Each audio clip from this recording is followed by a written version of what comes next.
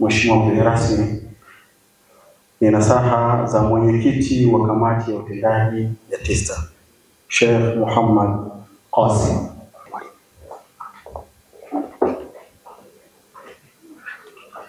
Alhamdulillah. Mheshimiwa mgeni rasmi, Profesa Kinga, waziri wa elimu, sayansi na teknolojia, Mheshimiwa Mufti na Sheikh Mkuu wa Tanzania Sheikh Dr. Abubakar Zuberi bin Ali, Mheshimiwa Kamishna wa elimu, sayansi na teknolojia, na waheshimiwa viongozi wote mliohudhuria katika hafla hii, na waheshimiwa waalikwa wote katika hafla hii, assalamu alaikum warahmatullahi wabarakatuh. Wa alaikum salaam warahmatullahi wabarakatuh. Kwanza namshukuru Allah subhanahu wa ta'ala, namshukuru Mwenyezi Mungu kwa kujalia hafla hii kufanyika kabla ilifanyika ila kwa idhini yake. Kwa hiyo vile tunamshukuru mgeni rasmi waziri wa elimu na sayansi na teknolojia kwa kuitika wito kwa kubali kuja kufanya hili tukio la leo, na kwa heshima na taadhima nitapenda ni salamu zangu hasa za TISTA atoe kiongozi wetu ambaye ndiye kiongozi amiri wa jumuiya ya taasisi za Kiislamu. Kwa ufahamisho, TISTA ni chombo ambacho kinaundwa na jumuiya ya taasisi za Kiislamu, inaitwa Tanzania Islamic Studies Teaching Association. Association maana zina associate taasisi mbalimbali na watu binafsi walikuwa tayari kuendeleza kikao, halazimishi, lakini taasisi na watu binafsi wanakaribishwa. Kwa hiyo jambo la Uislamu wote, na TISTA kwamba haiko chini ya taasisi maalum, bali TISTA iko chini, tunakubaliana wenyewe kwamba viongozi wetu wakuu, mufti wa Tanzania na wa visiwani, wao ndio viongozi wetu wakuu wa TISTA. Watuangalie tufanye kazi chini yao. Wale watu wote wanataka maendeleo, na kwa vyote tutafanya kazi vizuri chini yao, lakini bado TISTA hai chini ya jumuiya yote. Kwa naomba kwa heshima na taadhima nimkaribishe makamu wangu Sheikh Ndesha kwa heshima yake ya kuwa ni amiri wa taasisi jumuiya na taasisi za Kiislamu, ambaye ndiye alitukusanya mpaka tangu Islamic Education Panel tulikusanyika, ndio tulikuwa na hiyo, na mpaka sasa Education Panel tukubaliana kwamba tuanze TISTA ambayo itahusisha watu kwa uzuri zaidi, kwa namna nyingine zaidi. Kwani muombe ashukuru muda mfupi amkamilishe hizi sana. Karibu. Asante.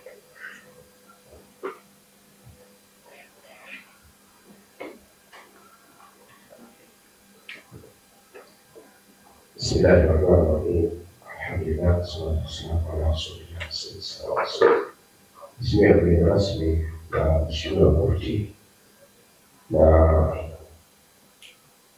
Mheshimiwa Mufti wa Zanzibar ambao ni viongozi wa TISTA, kwa sababu ninaingia katika maeneo ya mwenyekiti wangu, niseme tu itifaki imezingatiwa.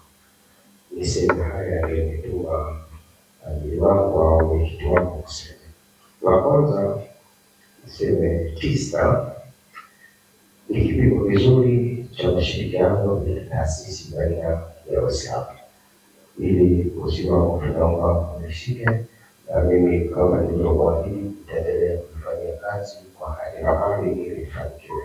La pili, TISTA ni kipimo kizuri cha umoja wa kitaifa katika mwani ya muungano. Ndio maana viongozi wetu ni Mufti Sheikh Abubakar Zuberi, lakini pia Mufti wa Zanzibar.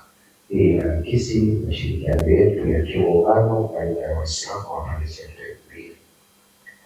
La tatu, Mheshimiwa Waziri, utoe maagizo kwa taasisi za kiutendaji zilizo chini ya wizara yako na shughuli zako ziwapokee watendaji wa TISTA wanapofika katika kupata huduma mbalimbali za kiutendaji.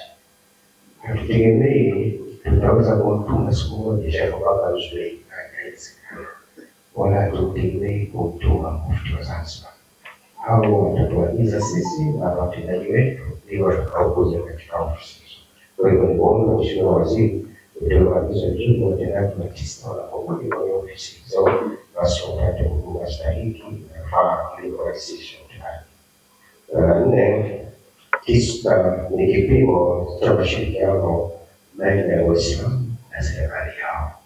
Hili linatukutanisha maeneo mazuri. Tumeanza vizuri sana, Mheshimiwa mgeni rasmi, nakumbuka mpaka hapa tukifikia tunaingia katika meza moja ya mazungumzo ambayo yanaweza kutuwekea mazingira mazuri na kuandaa maadili mema ya vijana wetu wa Tanzania katika mambo ya Uislamu, kama ambavyo maadili mema katika mambo ya Tanzania kwa wenzetu wenye dini nyingine tunaoshirikiana pamoja. Nitumie fursa hii kuomba Mwenyezi Mungu Subhanahu wa Ta'ala ajalie TISTA iwe kichocheo cha ushirikiano ya kitaasisi pamoja na serikali, bali na sisi Waislamu, usiokuwa Waislamu na serikali yetu kwa ujumla. Nipenda niongeze nukta hizo tatu kwenye mazungumzo ya mwenyekiti wa utendaji wa TISTA. Waalaikum salaam warahmatullahi wabarakatuh. Shukrani sana Amir Kundecha kwa muhtasari huo, na hivi sasa kwa heshima na taadhima, na kwa sababu hili limesimamiwa sana na Mheshimiwa Mufti wa Tanzania, basi hii ni nafasi yako Mheshimiwa Mufti wa Tanzania Dr. Abubakar Zuberi bin Ali Bwana, tukuomba mzee wetu katika muda huu uje kusema nasi, lakini pia Watanzania wanataka kujua kile ambacho leo hii unaweza kusema kupitia kikao hiki. Karibu sana Mheshimiwa.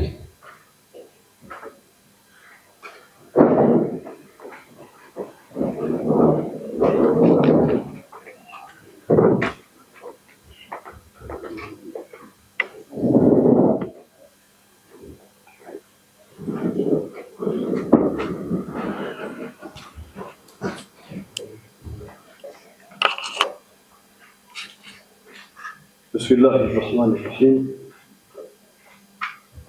الحمد لله الذي علم الإنسان ما لم يعلم، والصلاة والسلام على سيدنا محمد القائل إنما بعثت معلما، وعلى آله وأصحابه مصابيح الظلام. أما بعد. Mheshimiwa mgeni wetu rasmi, Waziri wa Elimu, Sayansi na Teknolojia, Profesa Adolf Mkenda Mbunge, Mheshimiwa Mufti Mkuu wa Zanzibar Sheikh Omar Ali Kaab, ambao kwa leo anawakilishwa na Sheikh Samir ambaye ni mjumbe wa Baraza la Ulama lake Zanzibar, Mheshimiwa Naibu Kamishna Mkuu, Mheshimiwa Naibu Kadhi Sheikh Ali Ngeruko na mjumbe wa Baraza la Ulama, Mheshimiwa Sheikh Muhammad Kasim mwenyekiti wa TISTA, Mheshimiwa Katibu Mkuu wa Baraza Kuu la Waislamu Tanzania Al-Ustadh Nuh Jabir Juma, Mheshimiwa Katibu wa Mufti Sheikh Musa bin Juma Al-Hemedi Al-Bukhari, Mheshimiwa Katibu Mtendaji Ofisi ya Mufti Mkuu Zanzibar Sheikh Khalid Faume, Mheshimiwa Kamishna wa Elimu Wizara ya Elimu, Sayansi na Teknolojia, Mheshimiwa mashekhe wote mliohudhuria, viongozi wote mliohudhuria, viongozi wa baraza, viongozi wa taasisi mbalimbali, Sheikh Kundecha na mashekhe wengine wote mliohudhuria, wageni waalikwa, kina baba na kina mama. Kutokutaji wa mtu kuna udhi, lakini wanalazimika watu kutuvumilia niseme assalamu alaikum wa rahmatullahi wa barakatuh. Mheshimiwa mgeni wetu rasmi, hafla hii anwani yake ni makabidhiano ya vitabu vya elimu ya dini ya Kiislamu kidato cha pili katika ukumbi wa Mfalme Muhammad wa 6 Bakwata makao makuu. Hii ndio anwani. Sasa sioni umuhimu wa kueleza mengi katika hafla hii ambayo inatakiwa muda mfupi, kwa sababu ni hafla ya kukabidhi watu vitabu ambavyo kazi hii mheshimiwa alifanya karibu mara mbili. Sasa ni mara ya 3. Nimshukuru Mwenyezi Mungu Subhanahu wa Ta'ala kwamba sote ametujalia tumekutana hapa, na mheshimiwa mgeni wetu rasmi, ni bora nikupongeze na wewe na mimi tulikuwa sote jana kwenye hafla kama hii inayohusiana na kutolewa msaada kwa mayatima na watu wanyonge na watoto wasiokuwa na wenye kuwasaidia. Lakini kupongeze kwa kule kuteuliwa kwako na Mheshimiwa Rais Dr. Samia Suluhu Hassan kwa nafasi yako hii, ukarejea hapo hapo. Sisi wenzako tulikuwa na wasiwasi kama ikitokea mabadiliko na sisi na jambo letu litazorota, kwa sababu tutalazimika kurudi nyuma kuanza kumweleza huyo atakayepewa hiyo nafasi mpaka aelewe, itamchukua muda mrefu sana. Lakini jambo hili umelianza wewe na tunaendelea na wewe. Kwa hiyo tunampongeza vile vile Mheshimiwa Rais wa Jamhuri ya Muungano wa Tanzania, mama yetu Dr. Samia Suluhu Hassan, kwa mapenzi makubwa alionayo kwako na akaweza kuturudishia wewe katika nafasi yako ya waziri, lakini katika nafasi yako ya kuwa waziri wa elimu hapo ulipo. Ukumbuke kwamba tulishakaa vikao vingi pamoja na wewe vya siri na vya dhahiri, kupanga na kubadilishana mawazo juu ya mambo mbalimbali kuhusu elimu hii, hasa urasimishaji wa elimu za dini mashuleni.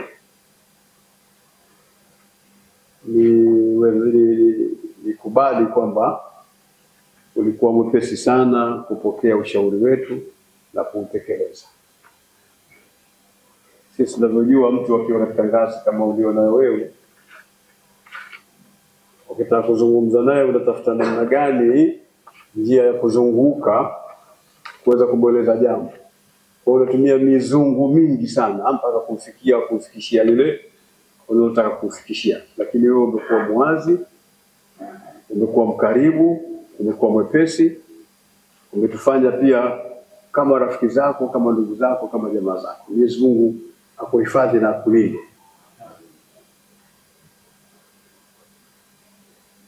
Naomba Mwenyezi Mungu akujalie pia uwe msaidizi bora wa Mheshimiwa Rais wa Jamhuri ya Muungano wa Tanzania kwa nafasi hiyo aliyokupa. Mheshimiwa mgeni rasmi, nataka kuwahusia kidogo Waislamu waendelee kujenga zaidi mshikamano na umoja. Malumbano hayatawasaidia chochote. Kunyenyekeana ndio jambo ambalo Mtume amelieleza. Tumetuambia waziwazi kwa wale wenye kushughulika na fani ya hadithi. Anatuambia jambo, nyenyekeaneni. Nyenyekeaneni mpaka asitokee mmoja kumfanyia ubaya mwingine, wala sifaharishe mwingine akajiona bora zaidi na mjuzi zaidi na anaelewa zaidi kuliko mtu mwingine. Matni ya hadithi inasema tawadhu hatta la yabghi ahadun ala ahad wala yafkhara ahadun ala ahad. Mtume anasema nini? Alhaditha takwenda wenyewe kusoma hiyo. Pia ni wahusie vile vile Waislamu, hakuna faida kufarakana katika dini ya Kiislamu. Hakuna.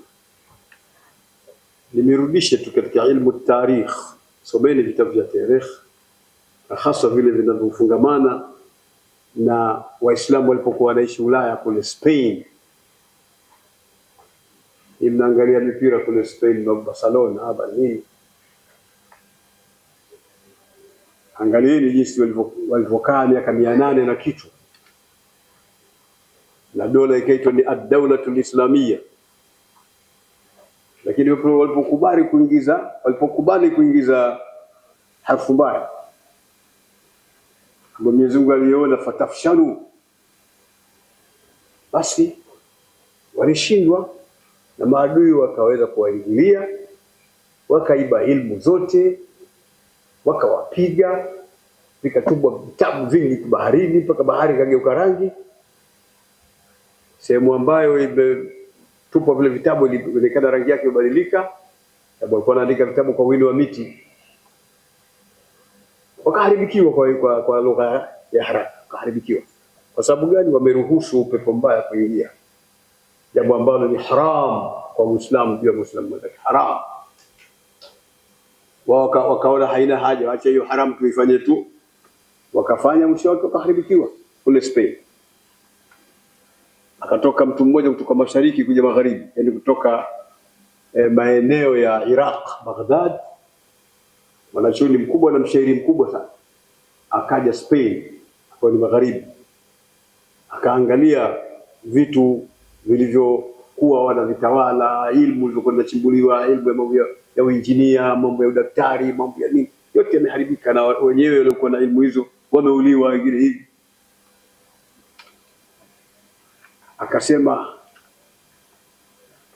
Asema likulli shay'in idha ma tamma nuqsanu fala yaghurranna bitibil aishi insanu. Beti alianza na hiyo matla au qasida, alianza na hiyo, lakini akenda mpaka katika ubeti unaosema limadha taqatu fil islam bainakum wal shibaa bainakum wa antum ibadallahi ikhwan limithli hadha yadhubu alqalbu bilkamad in kana fil qalbi islamu wa iman. Kunani kugombana kati yenu enyi Waislamu? Limadha taqatu fil islami bainakum, kunani kugombana kati yenu enyi Waislamu? Wa antum ibadallahi ikhwan, na hali ya kuwa nyinyi enyi waja wa Mungu ni ndugu. Kwani hamkuisoma Qur'ani nyinyi? Qur'ani ikawaambia innamal mu'minuna ikhwa, haiko Waislamu ni ndugu. Hakika si jinginelo, Waislamu wote ni ndugu. Hamjasoma huko? Akafanya iktibas, wanasema watu wa ilmu, akachukua maneno yale katika aya akayaleta katika ubeti, akasema wa antum ibadallahi ikhwan, ay innamal mu'minuna ikhwa. Sijengea katika walimu bure, itakuwa tabu. Lakini nilikuwa nataka kueleza tu kwamba anaelezea juu ya kwamba Waislamu ni ndugu. Haya yanayosababisha mpaka mnagombana yaletwa na nini? Na hali ya kuwa nyinyi ni waja wa Mungu, ni ndugu, kama tulivyoelezwa na Mungu wenu kwamba iwa ni ndugu, na mtume wenu akaifasiri aya akaeleza udugu wenu, mpaka akaeleza sababu zitakazojitokeza, yani akiba, matokeo ya hayo itakuwa nini. Akasema limithli hadha yadhubu alqalbu min kamad, asema mfano wa mambo kama haya yakifanywa unayayuka moyo kwa sababu ya majonzi. Min kamad, min kwa ajili ya maana sababu, min kamad kwa sababu ya majonzi. In kana fil qalbi islamun wa iman, ikiwa pana katika moyo wa huyo Muislamu imani iliyokamilika na Uislamu uliotimia, moyo wake utayayuka kumwona Muislamu mwenzake anafanya vitu ambavyo vinaharibu amri ya Mwenyezi Mungu Subhanahu wa Ta'ala ya mshikamano na umoja. Wasia wangu, tusimwache Mwenyezi Mungu alivyotuamrisha, watasimu, tusiache Mungu alivyotuashiria kwamba tukiendelea kufanya mambo hayo fatafshalu, tafeli na nguvu zenu zitaondoka. Mungu amesema hivyo. Kisha mtume akasema mambo mengi sana, hadithi ndefu, tutamharibia mheshimiwa kumuingiza ingia maneno mengi, isipokuwa yeye najua anapenda sana vitu kama hivi. Na jana nilifurahi sana maana kamishna alipiga Kamtoka chombo kimoja kikubwa cha Kiislamu pale, tukashangaa wote. Sasa kamishna kumbe humo bwana. Na mheshimiwa waziri kabla bwana, kumbe wewe humo unabii bwana. Kwa hiyo mshikamano ndio kitu muhimu, ndio kitu bora. Tusirudi nyuma. Mtu mwenye akili anatumia vizuri akili yake. Alafu usome Qur'an tu, unasoma tu. Kila ukisoma lazima ufanye mazingatio. Afala yatadabbaruna alquran, hamzingatii Qur'ani. Yani Qur'ani haitakiwi kusomwa alafu ikawa hata siku moja Nu'man ibn Thabit al-Hanafi mwenye madhhabi ya Hanafi, anaitwa Nu'man ibn Thabit al-Hanafi, ambaye wakati wa kufa aliona watu walikuja kushuhudia wakati wa kumzika, umeandikwa katika ubavu wake aya inasema, ya ayyatuha an-nafsul mutma'inna irji'i ila rabbiki radiyatan mardiyya fadkhuli fi ibadi wadkhuli jannati. Siku anakufa Nu'man ibn Thabit ndio siku anazaliwa Imam Shafi. Mtu mkubwa sana huyo, ana maneno mengi sana.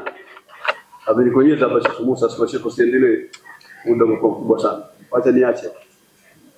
Sasa ninachosema mimi ndio tuendelee na mshikamano wetu, tuendelee na kusaidia namna ya maisha kwa vijana wetu na maadili kwa vijana wetu.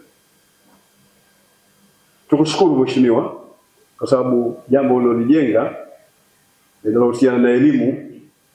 Kama unavyojua, elimu inajenga uwezo wa mtu kuelewa mambo mabaya na mazuri, na kijana kujijenga katika maadili mema. Kwa hiyo kuja kwako leo hapa umetutendea jambo la kheri na jambo zuri, na nichukue fursa hii bila kupoteza muda. Niliyoyazungumza watu wameshanielewa nazungumza nini. Wa ala al-labibi takfihi al-ishara. Mtu akiwa na akili hana haja kuambiwa sana, ndio kidogo anaelewa zaidi. Unaeleweka eh? Mwenyezi Mungu akustawishe, akulinde na wewe mheshimiwa, uweke katika nafasi yako uweze kututumikia kwa kheri. Salamu yangu mimi pamoja na salamu ya Mufti wa Zanzibar ni kukushukuru na kukupongeza na kukuombea Mungu umsaidie Mheshimiwa Rais kwa ajili ya kujenga maslahi ya taifa letu. Nichukue nafasi hii sasa kukaribisha, niseme sasa karibu uje uzungumze na hadhara hii, bali uzungumze na Watanzania wote watakaoweza kutuona katika jukwaa hili. Wallahu waliyu tawfiq. Wassalamu alaykum wa rahmatullahi wa barakatuh. Karibu mheshimiwa.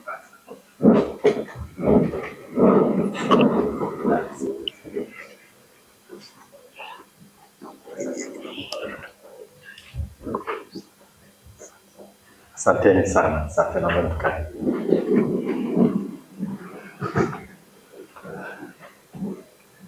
Mheshimiwa sana Mufti wetu na Shehe Mkuu wa Tanzania Dr. Abubakar Zuberi, na kiongozi wetu, haijalishi sisi wengine na imani nyingine tunakuona kama kiongozi wetu vile, na mwakilishi wa Mufti wa Zanzibar ule na sisi hapa leo, kamishna wetu wa elimu Dr. Mtahabwa, katibu mkuu wa BAKWATA Alhaji Nuh Jabir Mruma, Dr. Anet Komba, mkurugenzi mkuu wa Taasisi ya Elimu Tanzania, viongozi wote mlioko hapa, Sheikh Mohamed Kasim, Sheikh Kundecha, mashehe wote mlioko hapa, viongozi wote mlioko hapa, mabibi na mabwana, assalamu alaykum.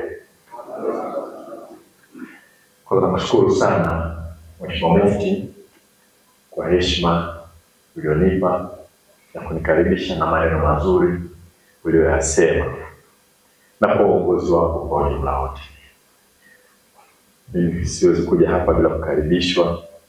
Siku zote umekuwa mkarimu kunikaribisha, ndio maana kama anavyosema nadhani Sheikh Mohamed Kasim, mara yangu ya 3 rasmi tuko humu ndani, kuanzia wakati tunazindua ile taasisi, lakini baadaye wakati wa kukabiliana na vitabu. Tunamwomba Mwenyezi Mungu tuendelee kufanya kazi kwa pamoja na ushirikiano kama huu. Kwa mimi kwa kweli napenda kumshukuru sana Mwenyezi Mungu kwa kutupa neema ya kuwa pamoja leo hii. Na kwangu mimi ni fursa adhimu sana ya kuweza kukutana nyinyi tena katika hafla hii, na ni mwaka mpya. Naomba niwatakie wote kila la heri na baraka tele za mwaka 2026. Mheshimiwa Mufti, kama ambavyo nilitoa ahadi katika hafla kama hii mwaka jana kwa serikali hii ya Tanzania na rais wake Mheshimiwa Dr. Samia Suluhu Hassan, itaendelea kuhakikisha kwamba tunazalisha vitabu vya kutosha kwa masomo yote na dini zote kwa ajili ya mashule ya umma na shule ambazo sio za serikali. Na mwaka jana nilitoa ahadi katika hafla kama hii kwamba tutakuwa tayari kuwapatia vitabu vya elimu ya dini ya Kiislamu ili kufanikisha ufundishaji na ujifunzaji wa somo la elimu ya dini ya Kiislamu katika ngazi zote za elimu. Na basi leo kwa mara nyingine nimekuja kuendelea kutimiza ahadi hiyo ambayo kwa kweli ni ahadi ya serikali.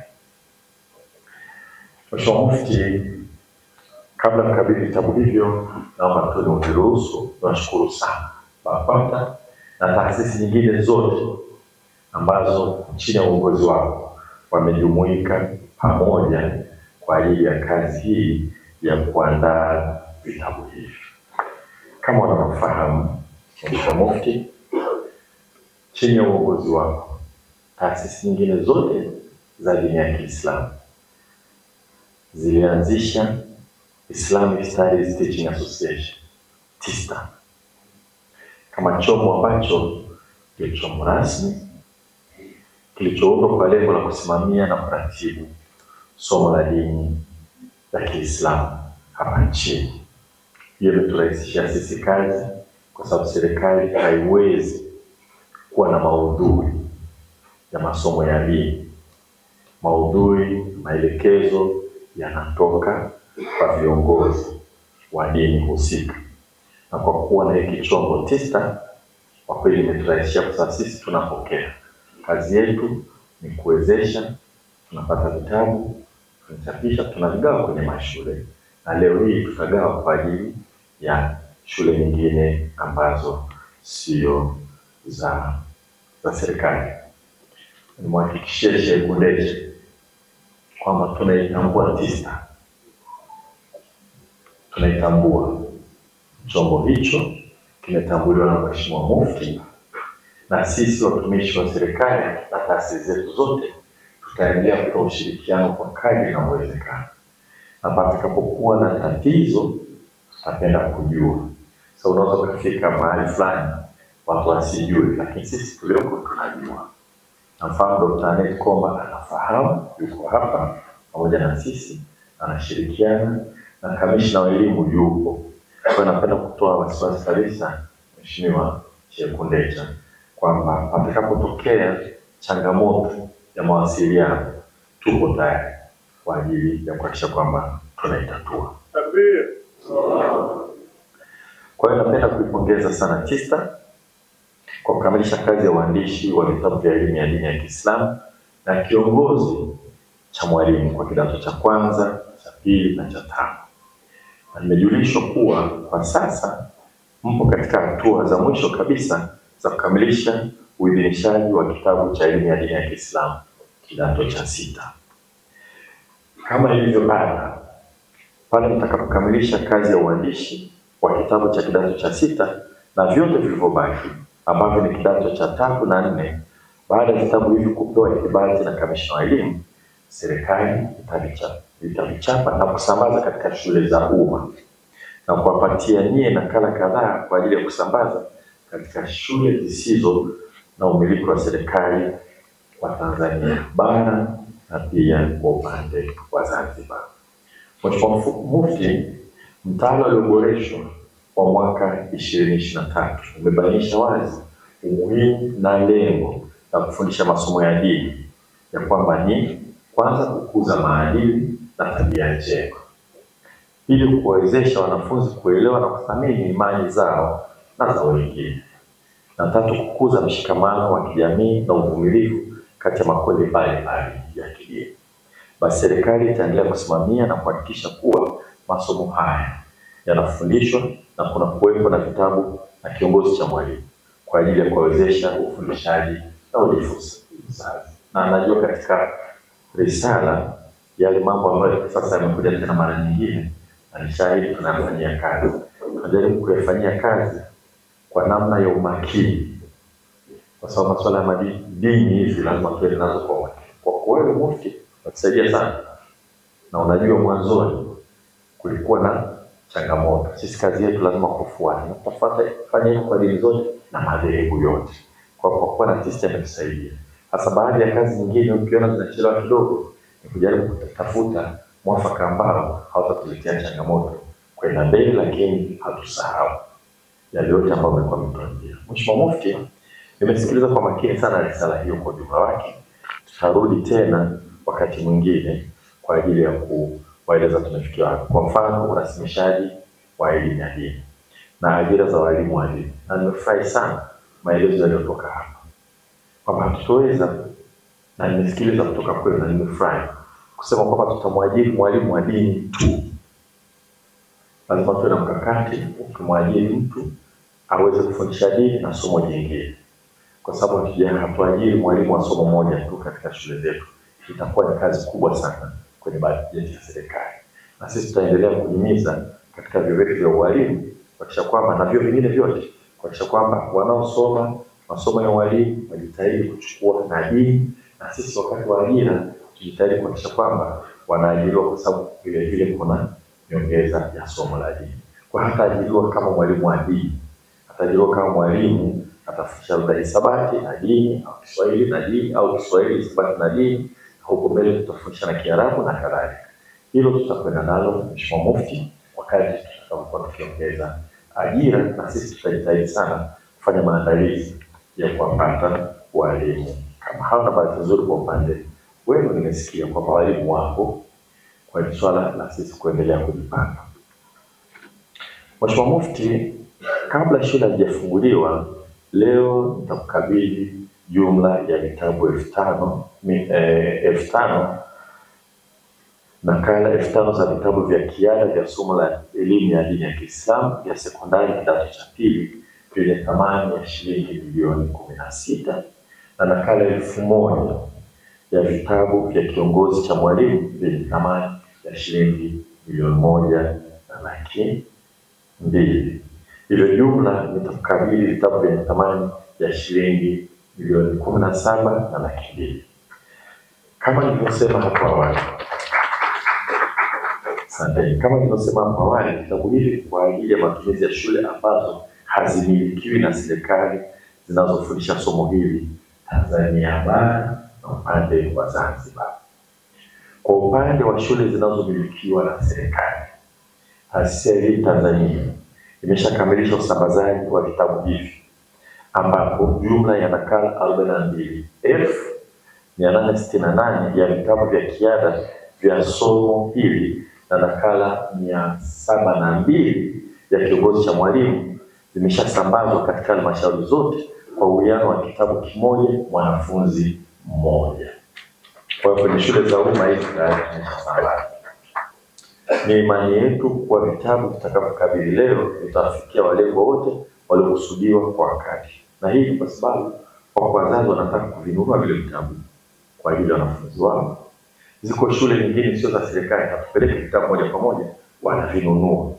Kwa hiyo vitakabidhiwa kwa taasisi yetu hii ambao wenyewe ndio watatengeneza utaratibu kwa wenzetu kuweza kuvipata. Mheshimiwa Mufti, ni matumaini ya serikali kuwa katika siku za usoni TISTA itaweza kujiendesha yenyewe katika kuandika, kuchapa na kutekeleza majukumu mengine yanayohusu usimamizi wa utoaji wa elimu ya dini ya Kiislamu. Hata hivyo, bado ninaendelea kusisitiza ushirikiano wa karibu na TET katika kuendelea kutekeleza majukumu yanayohusiana na uandaaji wa vitabu hivi. Na pia kwa nafasi hii naishukuru sana Taasisi ya Elimu Tanzania kwa kuendelea kufanya kazi kwa karibu nanyi na kuhakikisha kuwa wanawezesha na kugharamia jukumu zima la uandishi na uidhinishaji wa vitabu vya elimu ya dini ya Kiislamu. Na huu si mwisho, Mheshimiwa Mufti. Mwenyezi Mungu atujalie uhai, mwakani tuko hapa, mwaka kesho kutwa tuko hapa, na sisi tuna mkakati wa kujua kwamba tunapokwenda hivi tunajenga uwezo wa taasisi hii, uwezo wa namna mbalimbali, ikiwa pamoja na uwezo wa kifedha. Kwa kumalizia, Mheshimiwa Mufti, naomba niseme kwamba serikali itaendelea kushirikiana na madhehebu yote ya dini ili kuhakikisha kuwa elimu ya dini inafundishwa ipasavyo ili ichangie katika kumjenga Mtanzania mwenye maadili mema. Nawashukuruni sana kwa kunisikiliza. Mungu aibariki Tanzania. Sasa nipo tayari kukabidhi nakala hizo 5,000 za vitabu vya ziada vya somo la elimu ya dini ya Kiislamu vya sekondari kidato cha pili na nakala 1,000 ya vitabu vya kiongozi cha mwalimu. Asalamu alaykum.